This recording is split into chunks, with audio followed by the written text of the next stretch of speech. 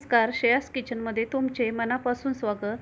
तर आज आपण इथे बेडेकर लोणच्याचा तयार मसाला वापरून कैरीचे लोणचे बनवणार आहोत।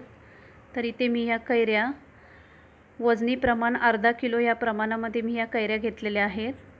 तर इथे मी ही कैरी व्यवस्थित स्वच्छ पाण्याने धुवून कोरडी करून घेतलेली आहे।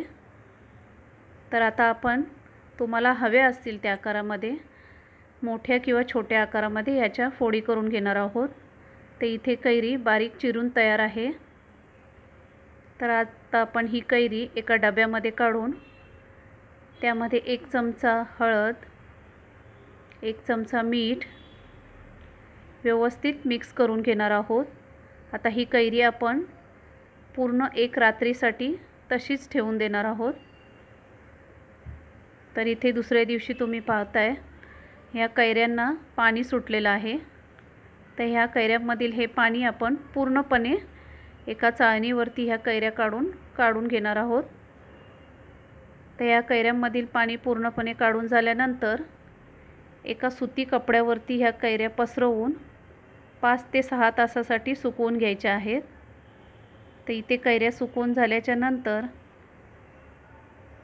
आपण इथे हा बेडेकर लोणच्याचा तयार मसाला वापरणार आहोत।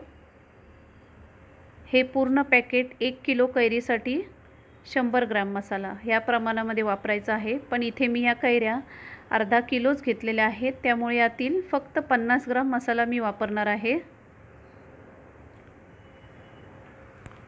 तर इथे हा मसाला व्यवस्थित मिक्स करून घ्यायचा आहे। हे मीठ 100 ग्रॅम ह्या प्रमाणामध्ये मी घेतलेलं आहे। पूर्ण कैरीमध्ये व्यवस्थित मिक्स करून घ्यायचं आहे। जर तुम्हाला लोणच्यासाठीचा जो मसाला वापरतात त्याचा अचूक प्रमाण जर समजत नसेल तर हा बेडेकर लोणच्याचा तयार मसाला वापरून तुम्ही ह्या अशा सोप्या पद्धतीने घरच्या घरी लोणचं बनवू शकता।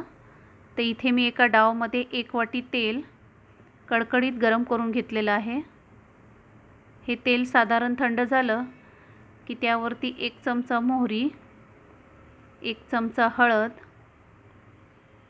1 चमचा हिंग,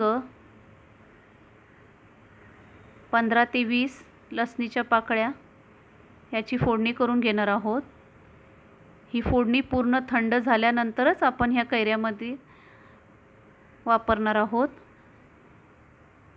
तर ही फोडणी ह्या कैरीमध्ये व्यवस्थित मिक्स करून घ्यायची आहे।